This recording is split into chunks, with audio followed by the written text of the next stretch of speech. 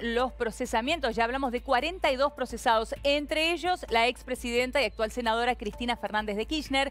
Vamos a hablar de esto con Diego Cabot, que está aquí con nosotros. Bienvenido, Diego. Y Gabriel Suet. Bienvenido, Gaby. Celio? Muy bien, muy bien.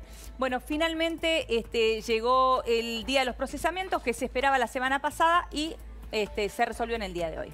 Sí, en realidad está dentro del plazo que el juez tenía. Muchos de estos resoluciones suelen salir los viernes, ¿no? Es un día donde suele haber resoluciones, pero bueno, esta son 500 y pico de páginas, 557 páginas.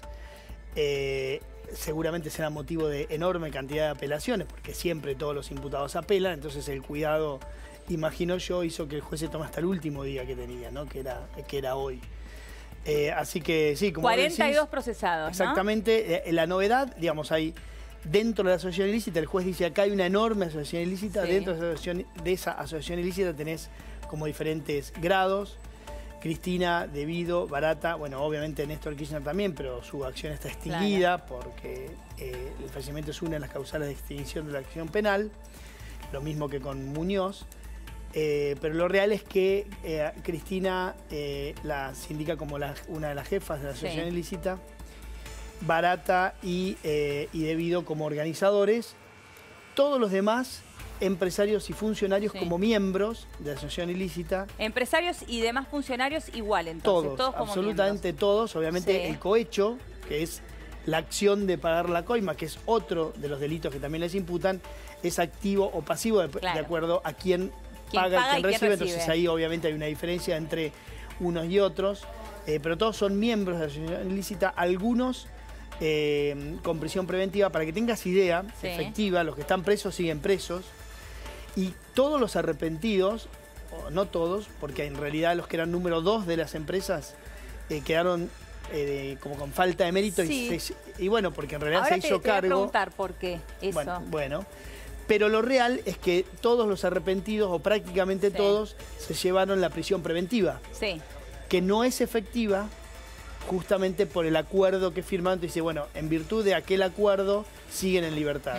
Si ese acuerdo por alguna razón cae, eventualmente porque consideran que le mintieron, le ocultaron y demás al juez, y cae, van a prisión todos. Entre ellos está Bednasa, de Techín, Calcaterra, Pescarmona, los más importantes empresarios. El primo del presidente, ¿no? Estamos hablando de Calcaterra. Tiene dictada prisión preventiva, cuyo, como te digo, no es efectivo el cumplimiento. Solamente eso. ¿Por qué? Porque ellos son partes de la ley del arrepentido, ¿no? Esta figura que en realidad le decimos arrepentido, pero en realidad no es tal. Sí, imputado colaborador. Imputado colaborador, exactamente. Ahora, en el día de hoy conocimos estos procesamientos que eran lo que se esperaba en general, pero también se estaba pendiente de si Bonadío iba o no a hacer un pedido de desafuero para Cristina Fernández de Kirchner para que se pueda hacer finalmente efectiva esta prisión, ¿no? Sí, y la verdad es que eligió una fórmula bastante sui generis el juez, que dijo que si la Cámara Federal homologa la prisión preventiva que él dictó hoy, entonces se solicita automáticamente el desafuero a la Cámara de Senadores. O sea, ni lo pidió ni lo dejó de pedir. No, a ver, en realidad, ¿la deja yo en no estoy de suspenso? acuerdo, ¿No? estoy de acuerdo. A ver, ¿por qué? Flaco, lo pidió. Bueno, lo pidió. Pero no lo pidió. Al referéndum de la Cámara. Pero bueno, si la Cámara lo... Por eso digo que es una fórmula sui generis, porque él no es que el pedido va hoy al Senado. No va al Senado porque pidió, él dice, toda vez que la Cámara homologue, será efectivo el pedido de... Claro, adelantó que lo va a pedir si lo pidió, pero ad referéndum de la Cámara. Claro, o sea, quiere decir... O sea, hoy no tiene efecto. Si la Cámara confirma, hasta que la Cámara confirme. Exacto. Una vez que la Cámara confirme, ya entonces entra en efecto directamente. No lo tiene que volver a pedir. No lo tiene que volver a pedir, exactamente. Quedó pedido así. Esto, de alguna forma, lo que hace es, por supuesto que, por el momento al menos, la postura del peronismo sigue siendo la misma. Hoy, de hecho, lo ratificó Pichetto. Que ellos, si no hay una condena firme, no un procesamiento firme, porque si la Cámara lo confirma sería un procesamiento firme. Si no hay una condena firme, ellos no avanzan con el desafuero. Escribe bien hoy Gustavo Ibarra, nuestro acreditado en el Senado, que si apareciera una prueba muy contundente, no quiero decir que las que haya no sean o no contundentes, digo, conoce mejor, las habrá evaluado mejor, pero digo, de esas pruebas como el video que mostraba al hijo de Báez en la Rosadita contando la plata. Dinero, sí. Bueno, que esas pruebas en sí tienen un impacto político. Este procesamiento, al menos hasta ahora, no cambia la postura del peronismo. Pero las pruebas para el peronismo tienen que ser pruebas así, imágenes explícitas. Que causen un impacto para cambiar la doctrina, digo. No, está bien, pero la pregunta... La doctrina básicamente es una doctrina absolutamente, a mi modo de ver, criticable. Tiene que ver con que, digamos, no entiendo por qué un senador se arroga, digamos, la evaluación de una prueba, ¿no? Digamos, de hecho, ellos son otro poder. Claro. Digamos, esas pruebas nunca van a aparecer, porque siempre van a querer algo más. Lo real es que el peronismo no está dispuesto, digamos, a quitarle fuera a Cristina. Claro, hay que decirlo así, con todas las palabras, no está dispuesto. Hoy ya lo vemos con Carlos Menem. Por eso, obvio. ¿No? Lo vemos de la misma manera con Carlos Menem. O sea que en realidad, más allá de la prueba, en realidad lo que está haciendo Pichetto con esto es defenderse a sí mismo, defenderse de posibles situaciones como esta que se le puedan presentar a ellos mismos. Bueno, es una forma de interpretarlo, sí. Sí, uno de los que está condenado con 2 condenas es Carlos Menem. Claro. Y no se avanzó ahí en el desafuero. Ahora, vos fijate que esto que hace Bonadío, de decir, bueno, si la Cámara confirma la prisión preventiva, digamos, se hace efectivo el pedido de desafuero, tiene que ver también con una contradicción que le podía surgir a Cambiemos. Porque hoy tenés en Cambiemos a una diputada, Aida Ayala, que está procesada, y la jueza había pedido la prisión preventiva, la jueza federal de Chaco. Sí. ¿Qué pasa? Para tratar de fijar un criterio común y resolver este tema, los senadores y los diputados de Cambiemos se juntaron y fijaron un criterio para aplicar de ahí en adelante. Y ese criterio fue, nosotros podemos avanzar y vamos a votar a favor de un pedido de desafuero cuando tenga confirmación de Cámara. Bien. Si Bonadío pedía hoy el desafuero sin confirmación de Cámara, Cambiemos entraba en una contradicción. Mirá. Porque en la Cámara de Diputados no avanzó con el desafuero de Aida Ayala y en el Senado hubiese, por supuesto, avanzado con el desafuero de Cristina. Está bien. Ese es el criterio entonces del bloque Cambiemos. Exacto. Y conocemos también el criterio entonces del bloque peronista. Exacto. Por ahora, hasta ahora es ese y dijeron que no lo van a cambiar. Claro. Ahora, en el caso en que el bloque peronista no lo cambie, que es lo que uno supone, por justamente todo lo que está a la vista y lo que mencionábamos recién de Carlos Menem, más allá de que la Cámara confirme el procesamiento de Cristina Fernández de Kirchner, esto sigue de la misma manera. Al momento sigue de la misma manera, no va a haber desafuero de Cristina, Cristina no va a ir presa y recordemos que Cristina tiene mandato hasta 2023. Claro. Es decir, hasta el final del mandato del próximo gobierno. Claro, le faltan 5 años más. Sí. Tiene 5 años más, tal cual. Sí, y los procesos por corrupción son muy largos. Sí, claro. No es esperable, sí en otras causas, pero no es esperable que en esta causa tenga una condena en la brevedad. Ahora, ahí también voy a disentir, mi amigo el Flaco Suero. Está buenísimo. Porque, digamos, la velocidad de esta causa es inédita. ¿Es verdad? Sí. La controversia, o sea, el derecho se basa, digamos, las contenciones de demanda, cuando vos chocás en el auto, tu abogado lo primero que hace es negar todos los hechos. Lo que no se niega no se discute, ya está dado por... el que calla otorga. Claro, sí, o sea, no hay controversia. Está bien. La prueba es sobre los hechos controvertidos. Esta causa tiene una cantidad de hechos que no son controvertidos en algún punto.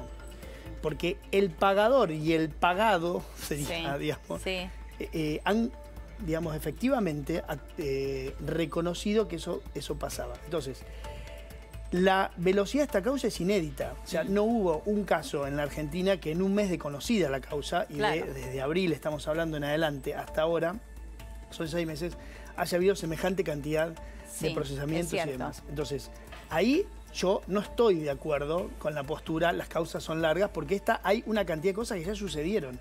Y es que muchos personajes ya reconocieron los delitos. Claro, pero... O sea, no hay controversia en lo que dice Pescarmona, que dice yo pagué coima. Ese expediente, eso está. Y él lo reconoció, no lo reconocí yo, lo reconoció él. Ni Centeno, ni nadie, lo reconoció él. Fue a tribunales un día caminando y dijo, efectivamente, pagué coima. Bueno, va a apelar el procesamiento porque va a decir que no es asociación ilícita, que es cohecho, lo que fuere. Todo mentira, todo blef, o no sé, la Cámara confirmará o no, y eso ya va a juicio oral. Perfecto. No hay mucho, o sea que es de esperar que el año que viene tengamos condenas, que no estén firmes posiblemente, porque después está la Cámara Claro, bueno, y ahí está el tema, porque vos decís, esto va a ir a juicio oral, ¿no? Esto va a ir a juicio oral este año. Perfecto. Va a ir a juicio oral este año. Que por ahí la audiencia no es este año. Será el año que viene. Pero vas a tener sentencia de primera instancia de todos los reconocieron hechos. Vas a tener en muy corto plazo. No te olvides, mirá, digo, para establecer diferencia con otros casos. El caso Vudú, que finalmente terminó hace poco la primera instancia, con Vudú condenado a 5 años y 8 meses, termina con Vudú sin haber reconocido los hechos. Esto es muy distinto. Acá hay cantidad de gente. El primo del presidente, por ejemplo, hoy procesado por asociación ilícita como miembro, dijo, yo pagaba.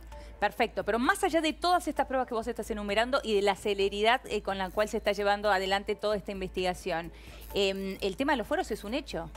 No, el tema de los fueros, a ver, el tema de los fueros... Y eso no puede cambiar la situación. El tema del fuero es una deformación del instituto de los fueros, que se creó para defender o para proteger a los legisladores en cuanto a su función, no en cuanto a las correrías que hicieron hace 10 años atrás.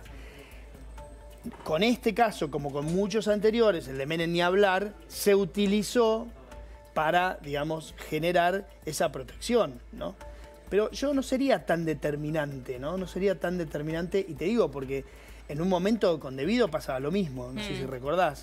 Claro, pero y en no 2 tenía meses fueros. ¿Cómo no tenía fueros? Claro, sí tenía fueros, se lo sacaron. ¿Sabés, Elio, que puede cambiar? El resultado de la elección del año que viene. ¿Vos decís que eso es lo que puede define la cambiar? libertad o no de Cristina. Sí, claro.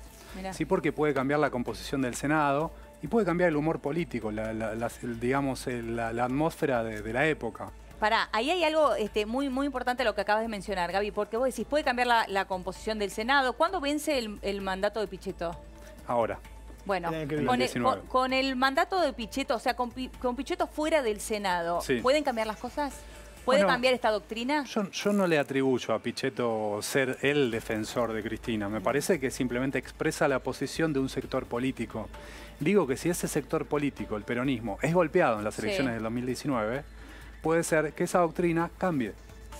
De hecho, a Gil Carbó, que tenía este cargo vitalicio, después de perder las elecciones del año pasado, Gil Carbó decide renunciar. Por eso, siempre, aunque hay una regla y una institucionalidad, los momentos políticos pueden hacer cambiar posiciones. Perfecto. Bueno, o sea que ahí vamos a estar bien atentos a lo que suceda.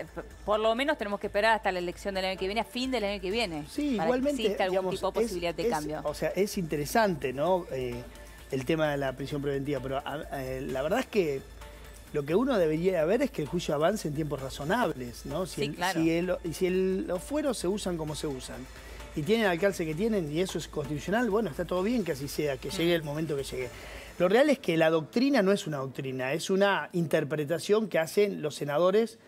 Es una posición política. Claro, exacto. Hoy del PJ, antes de otros partidos, porque todos pasaron por la misma, para proteger a sus miembros ante causas que los acosen, ¿no? Y de hecho a veces se elige el Senado o la Cámara, o en su caso, acordate cuando eran los famosos loteos de los cargos de parlamentarios en el Parla Sur, que también tenían fuero en un inicio, eran buscados ad hoc, justamente para eso. Acordate que López había conseguido el suyo. Es cierto. Lo real es que, digamos, lo que hay que mirar claro es que la causa avance como tenga que avanzar, con las garantías que tienen que tener cada uno de ellos, con las instancias que tienen que tener y con los tiempos que debiera tener una causa. Porque esto también te muestra que la justicia, cuando quiere avanzar, avanza. Claro. Y dejó en offside a gran parte de la justicia, incluso al mismo Bonadío, que en otras causas no tuvo esta celeridad. Ahora, recién mencionabas a López, ahora te voy a pedir que nos cuentes qué ha trascendido de la declaración de López, porque realmente lo que se conoció ayer en el diario La Nación, a través de lo que dijo Joaquín Morales Solá, de su declaración, de quién era el destinatario de esos 9 millones que tenían los bolsos en el convento, es realmente muy importante. Pero bueno, por supuesto hubo muchísimas repercusiones después de conocerse los procesamientos del día de hoy. Vamos a escuchar qué decía Graciela Ocaña al respecto.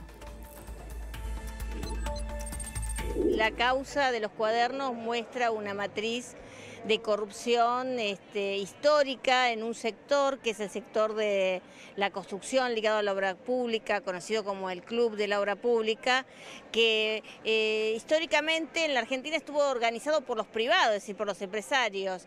Con la llegada de Néstor y Cristina Kirchner, esa organización pasa del Estado. Es el propio presidente y luego su sucesora, Cristina Fernández de Kirchner, quienes organizan esa asociación ilícita para delinquir, para que las obras públicas, que en muchos casos tampoco ni siquiera se hicieron, se pagaran a precios, con sobreprecios. Y lo que me parece más importante, que por primera vez se aplica en forma general la figura del arrepentido, una figura penal que durante muchos años muchos quisimos imponer y se negaban. Ahora entendemos por qué. Obviamente el kirchnerismo fue uno de los sectores políticos que en el Congreso se opuso, votó negativamente la ley del arrepentido, y entendemos por qué, porque un arrepentido, un chofer arrepentido, llevó a poder explicar toda esta trama de corrupción. Bueno, lamentablemente,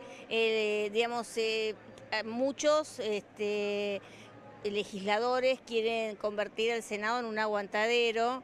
Ya han tomado una posición, creo que va a ser muy difícil que proceda el desafuero. Ya hay un ex presidente argentino, Carlos Menem, que también con condena y pedido de desafuero, el Senado determinó que no iba a proceder hasta que no hubiera una condena firme, y usted sabe que en la Argentina eso lleva miles de años. Bueno, y hasta allí escuchábamos a Graciela Ocaña, y ahora vamos a escuchar a Juan Carlos Morán, que está en línea. Bueno, él fue uno de los denunciantes de Cristina Fernández de Kirchner. Morán, ¿cómo le va? Buenas tardes. Buenas tardes, Eleonora, ¿cómo estás? Bien, muy bien. Muchísimas gracias, Juan Carlos, por atendernos. Bueno, en primer lugar, quiero escuchar cómo tomaste estos procesamientos. Bueno, con mucha alegría. Creo que cada paso que da la justicia por transparentar el país significa más institucionalidad, y un país, una república, sale con más instituciones fuertes en donde los que las hacen las tienen que pagar, y empezando por los poderosos. Y este procesamiento a más de 40 empresarios, exfuncionarios y también un ex juez como Yarvide y operador judicial como Fernández, me parece... Bueno, ahí se cortó la comunicación. Vamos ahora a retomar la comunicación con Juan Carlos Morán para escuchar su opinión justamente desde que se conoció el procesamiento de Cristina Fernández de Kirchner, entre otros. Vamos a compartir con ustedes parte del fallo del juez Bonadío, en donde explica cuál fue el mecanismo utilizado para los sobornos. Esta mecánica funcionaba más o menos así, dice Bonadío. Para ganar una obra pública, la explotación de un corredor vial, una concesión de transporte ferroviario, o ser beneficiado con la asignación de subsidios al transporte automotor o empresas prestatarias de bienes y servicios por cuenta y orden del Estado Nacional, una empresa o grupo de empresas, UTE, entregaban un porcentaje de lo que el Estado Nacional les pagaba a los funcionarios que Néstor Carlos Kirchner y Cristina Elizabeth Fernández designaban para esos menesteres, a fin de recibir esos retornos o coimas, entre comillas. Claro está que los fondos pagados por el Estado, por esas contrataciones, estaban inflados en perjuicio del conjunto de los argentinos y con el solo objetivo de enriquecer ilícitamente a funcionarios y empresarios corruptos, dice.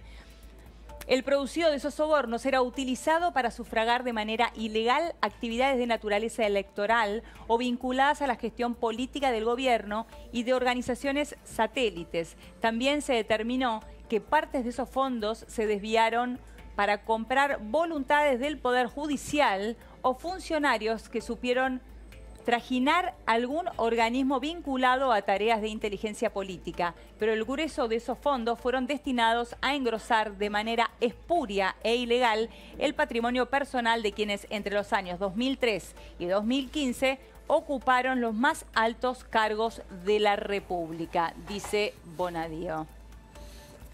Bueno, esta es parte del fallo explicando cuál era el mecanismo entonces de los sobornos. Tenemos en línea nuevamente a Juan Carlos Morán. Juan Carlos, ¿cómo estás? Te escuchamos. ¿Juan Carlos? No, tenemos un problema nuevamente con la comunicación. Bueno, lo volvemos a intentar.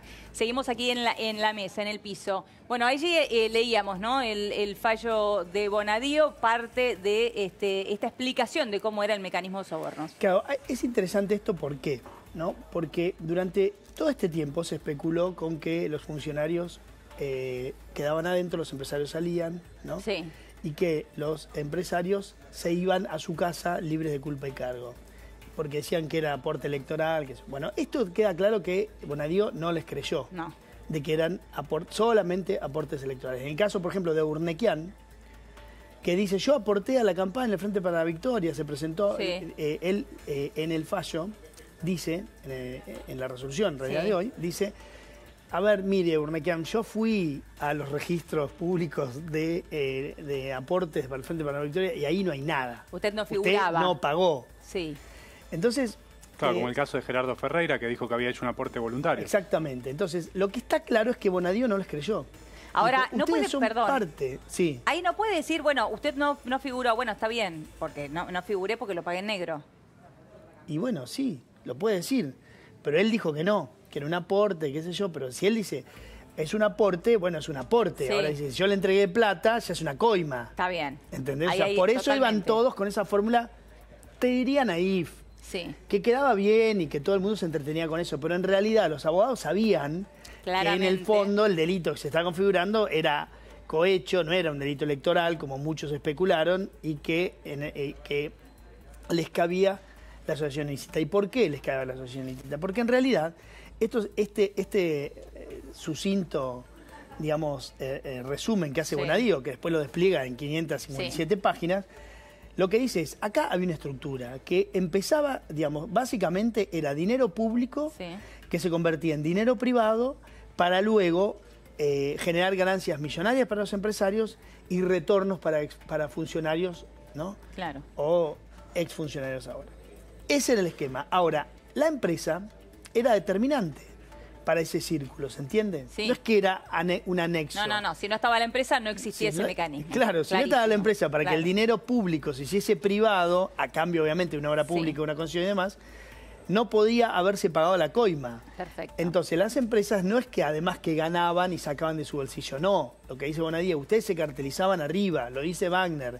Se juntaban 20 empresas, repartían las obras, le ponían un sobreprecio y devolvían eso. Claro. Ustedes ganaban plata, no es que dejaban de perder dinero o estaban a pérdida porque venían a extorsionarlo, no es así. Claro, ustedes eran parte. Ustedes eran parte. Y de hecho, la resolución transita por ese esquema, casi te diría, asumido por él, por Bonadío, que todos estaban en la tranza. No era una cuestión de que uno venía, le golpeaban la puerta y decía, mire, soy barata, y con cara de malo te sacaba una bolsa de plata. No era una mera extorsión. No fue así. Eso, a mí no me quedaba otra y yo te lo tenía que pagar. Exactamente. Está bien. Eso es interesante porque durante todo este tiempo se especuló, no, van por delitos electorales. Cuando vos hablabas en confianza con los abogados te decían, mirá, es el único tiro que tenemos para tratar de zafar de la asociación ilícita, pero cohecho, vos pagás plata a un funcionario, cohecho, lo tenés siempre, ¿no? Sí.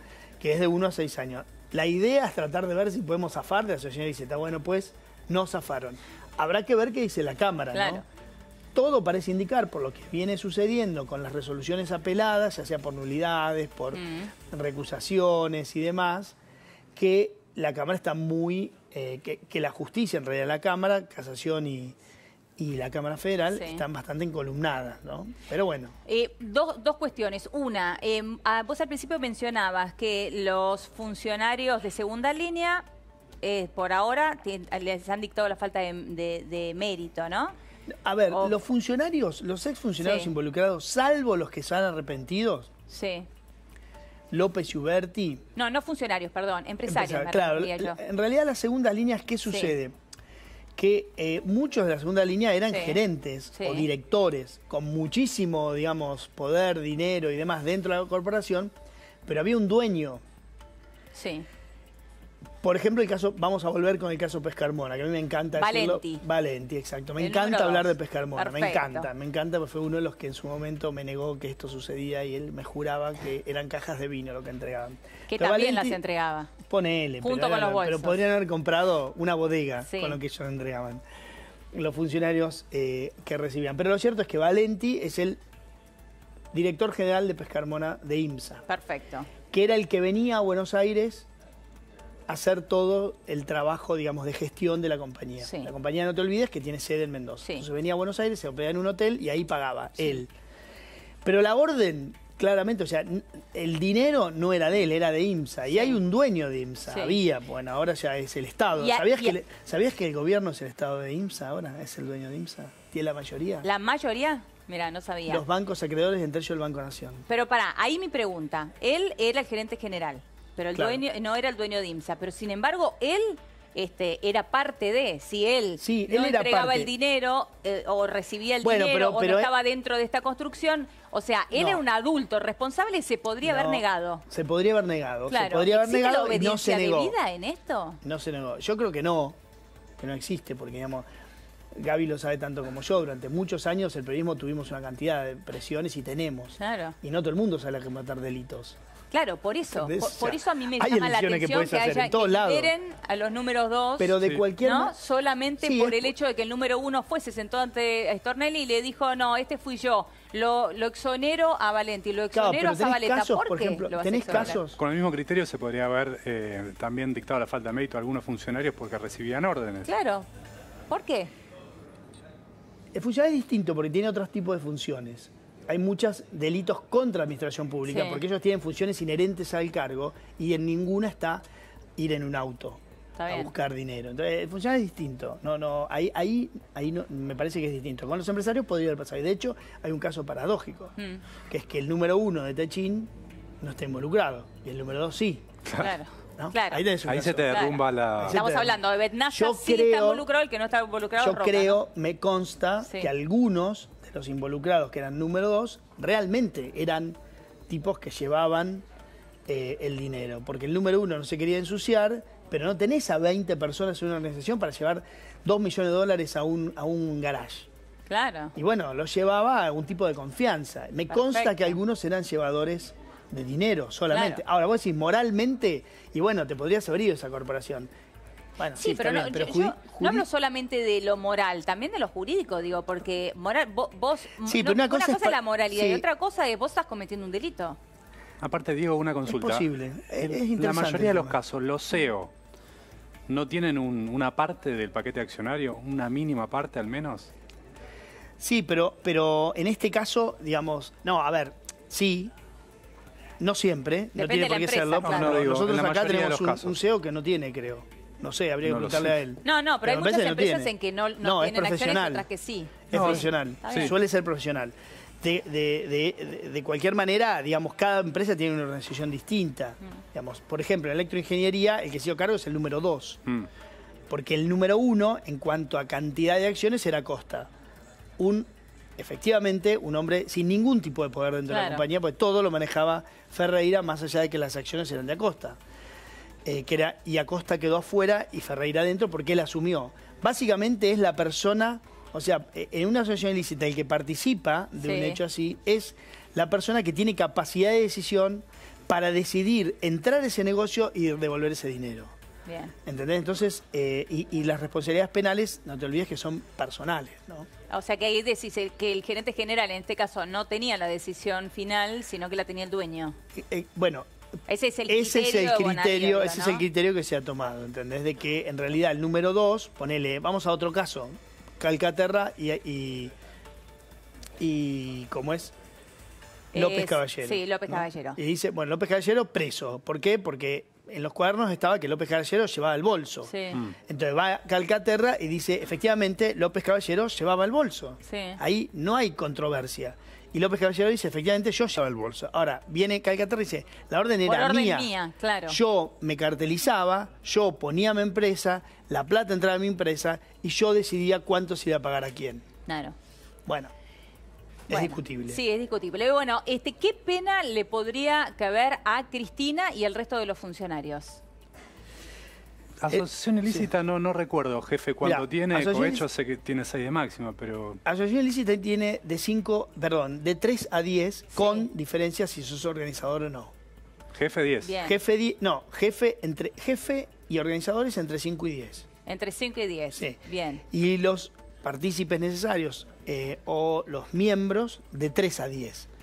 Y ahí, digamos, entra el famoso mundo de la discrecionalidad de la pena. Todos los delitos tienen una amplitud, tienen un mínimo y un máximo. Claro. Y habrá que ver qué le cabe a cada uno, ¿no? Me imagino que hay empresas que tienen una actividad muchísimo más, por así decirlo, satelital que otras que tenían actividades más centrales. O sea, la responsabilidad de Wagner claramente, que él dice, yo era el que organizaba en tal lado, no es la misma que una pyme que para participar tenía que poner plata para entrar y tenés la reducción de la condena en el caso de los imputados colaboradores. Si es que llega hasta fin de año y se comprueba a fin del proceso sin que se caiga el... Yo creo, mira, esto no es nada de información, nada, pero creo que alguno se va a caer de los acuerdos. ¿Vos crees que sí? Yo creo que sí. Es que dijeron cosas contradictorias, digo, claro, porque los primeros, Calcaterra, por ejemplo, puse plata para la campaña.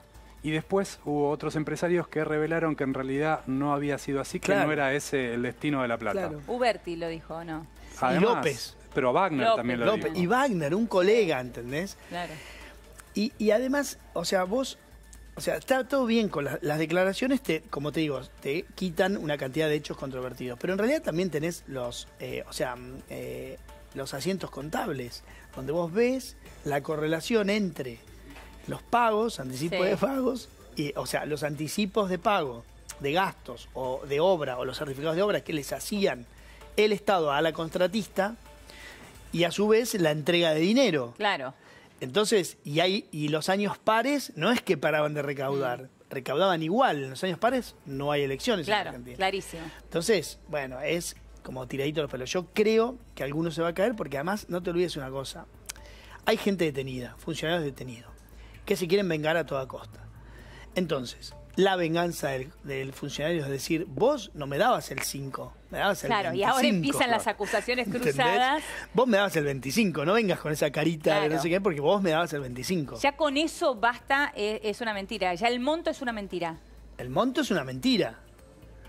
Si yo te di $50.000 y en realidad te di 500. El monto es una mentira, pero pará, te voy a dar un dato más, porque es interesante esto, porque yo siempre digo esto, los empresarios funcionan con una lógica. Si yo tengo un problema... y se lo puedo resolver con dinero, deja de ser un problema. Es un costo.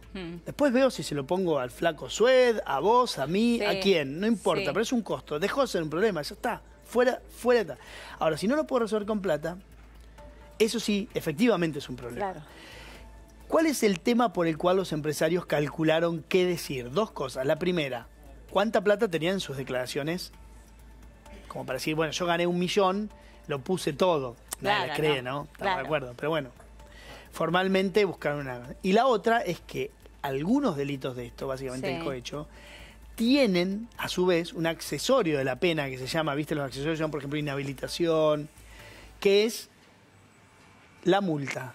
¿Cómo se calcula la multa? ¿Cómo se calcula? En base a lo que, digamos, al perjuicio que vos le causaste al Estado. Entonces, si vos dijiste, pongo 10, bueno, tu multa será X cantidad por 10. O sea, 10 por X. Claro. Si dijiste, pongo 1 millón... Voy a poder pagar esa multa. Claro. Bueno, y Cristina volvió a su casa del Calafate y allí hizo responsable al juez Bonadío de los daños que sufrió en su casa por los allanamientos. Hola, estoy en mi casa de Calafate. Llegué anoche procedente de Capital Federal. Y bueno, esta casa hace 3 semanas fue más que allanada, literalmente tomada por la gente que Bonadío envió acá, no para recabar información en la investigación de la causa que tiene a su cargo, sino simplemente como un paso más, como un capítulo más de humillación y de persecución, fundamentalmente. Se dijo de todo durante 3 días, qué subsuelos, qué cosas. Bueno, mira, yo quiero que me acompañes porque te quiero mostrar lo que pasó. Realmente pasó lo que dije que iba a pasar. ¿Vos te acordás que cuando se discutió esto en el Senado yo había pedido que por favor se establecieran las condiciones para que no se rompiera nada y para que no fuera sustraído nada que fuera del ajuar de la casa y que no tuviera que ver absolutamente nada con la investigación? Bueno, todas mis peores prevenciones o mis peores predicciones, desgraciadamente, se cumplieron. Yo igualmente quiero agradecer a los 19 senadores y senadoras que me acompañaron en aquella, no condicionamiento como quisieron presentarlo, sino conociendo quién es Bonadío, yo sabía lo que iba a pasar y quiero mostrarles lo que realmente pasó en esos 3 días inéditos. Además, realmente yo no recuerdo ningún allanamiento que haya durado 3 días a una casa. Se se ha destripado prácticamente al Estado en las áreas más sensibles y que más deben cubrirse las necesidades de los sectores más vulnerables de la población. Educación, salud, etcétera, etcétera. O sea, creo que esto es lo que está sucediendo, que es muy grave, y creo que también tiene vinculación directa con el sistema de persecución y hostigamiento que se hace a los principales dirigentes de la oposición. Porque convengamos que ser opositor en este momento no es simplemente estar en un partido político diferente al de los que constituyen la alianza del gobierno. Ser opositor en la Argentina de hoy es oponerse decididamente a estas políticas que están llevando a un endeudamiento, a la miseria, al hambre, al no comer a millones de argentinos. Y lo que más me preocupa de todo esto es el tema de la construcción de una política nacional, popular y democrática en la República Argentina. Y creo que en este sentido tenemos que ser todos muy fuertes y sobre todo muy claros, porque no debemos permitir que desde algunos sectores de la antipolítica, de la cual algunos miembros de este gobierno son muy adictos, digan finalmente son todos iguales. No es cierto que todos seamos iguales. No es cierto. Con algunos gobiernos la gente puede comer y con otros gobiernos no se puede comer. Con algunos gobiernos la gente puede estudiar, con otros gobiernos la gente no puede estudiar. Con algunos gobiernos la gente podía tener esperanzas, sueños de tener un mejor pasar, de poder irse de vacaciones, de que sus hijos estudiaran, en fin, de una vida mejor. No es siempre lo mismo, porque con algunos gobiernos se puede vivir y con otros ya ni se puede vivir. Entonces creo que también en eso tenemos que ser todos muy claros. Esto que pasó hace 3 semanas acá en el Calafate, en esta casa, no es lo más importante de ninguna manera, pero es demostrativo de cuando se ha decidido arrasar el Estado de Derecho, porque se ha decidido arrasar con los derechos de millones de argentinos. Bueno, allí estaba, Cristina, esta es una parte del video, es un video bien extenso en donde va mostrando cada una de las partes de su casa y algunos de los daños que sufrió su casa, algunos agujeros, algunos huecos que han hecho en la pared y demás. Vamos a ir con nuestro móvil, con Jerónimo Mura, que está allí en el Senado de la Nación, en donde finalmente, si se hace efectivo el pedido de desafuero, será donde se dé la batalla política de este costado judicial del cual estamos hablando. Jero, buenas tardes, ¿cómo estás? Hola, Helio. Pegó muy fuerte esto aquí en el Senado, más que nada porque va a empezar a debatirse en el seno del peronismo quiénes están a favor y quiénes están en contra, ¿no?, de este pedido de desafuero. En este caso hay que esperar a que Bonadío, ¿no?, el juez que lleva adelante esta causa de los cuadernos de las coimas, vea si la Cámara Federal de Apelaciones homologa o no su pedido de prisión preventiva. Mientras tanto, se va sembrando el terreno aquí en la Cámara Alta. Nosotros estamos aguardando por lo que es una actividad del presidente Pinedo aquí del Senado, a ver si podemos contar con su testimonio, ¿no?, en base a lo que fue esta jornada del día de hoy, que prácticamente todos aquí se llevaron esta sorpresa, no esperaban que sea tan repentina, ¿no?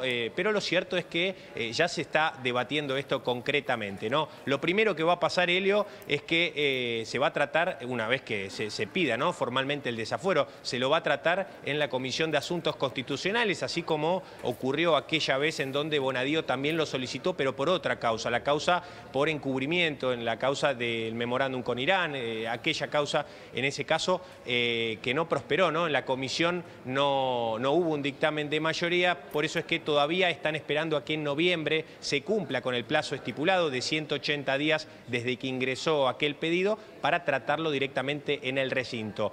Por cómo viene la mano, en la Comisión de Asuntos Constitucionales esto tampoco va a prosperar y tiene que ver con que la presidencia es del justicialismo, ¿no? Dalmacio Mera, el senador por Catamarca, es el que lidera a los peronistas que están en esta comisión, pero de todas formas el oficialismo va a pedir que se trate en el recinto. Bueno, muy bien, Jero. Ante cualquier novedad, por supuesto, volvemos allí con vos. Si llega a aparecer, por supuesto, el senador Pinedo, muchísimas gracias. Y de esto estábamos hablando hace un ratito con Gaby Suet y Diego Cabo. Diego, querías hacer un aporte. Una pregunta que te hago. como para que pensemos juntos, Sí. pero esto adelanta un poco la interna peronista respecto de las alianzas dentro de ese bloque, ¿no? Digamos que ya las expone, ya puede trazar dos sectores. El sector que, aunque no sea kirchnerista, es cercano al kirchnerismo, sí, está dispuesto a, en el 2019, ir en un mismo frente político con el kirchnerismo, y ahí podemos inscribir a varios gobernadores, por ejemplo a Gildo Infran, sí, por ejemplo a Lucía Corpacci de Catamarca. Bueno, son 5 o 6 gobernadores que están. Carlos Berna de La Pampa. Son cercanos, sí, a Cristina. Y del otro lado, sí, los que se oponen a un frente político con el kirchnerismo. Y en ese otro sector tenés, paradójicamente, a Pichetto. Sí. Por eso es muy difícil que el peronismo consiga los 2 tercios, porque incluso, en este caso el pedido del juez, porque incluso los que están en la vereda enfrente de Cristina electoralmente se oponen a este pedido de desafuero, al menos algunos muy emblemáticos como Pichetto. Claro. Por eso, en realidad, repensando tu pregunta, no, este pedido de desafuero no va a marcar esos 2 sectores que nos podemos imaginar para el peronismo de cara a 2019. Pero vos creés que, porque el otro día un politólogo me decía, bueno, en realidad, dice, es el elemento unificador. El elemento unificador puede ser quién quiere a Cristina o no, o quién quiere que Cristina vaya presa o no, para ponerlo en términos más crudos. Pero ahí te marco ese matiz. Incluso aquellos que no quieren a Cristina y que no irían en un frente con Cristina... No están dispuestos a hacer... No están dispuestos a que Cristina vaya presa a pedir sin una condena firme, como Pichetto. Tal cual. Muchísimas gracias a ambos. Nos vamos a ir ahora a una pequeña pausa en Café de la Tarde. Quédate ahí que ya venimos con más.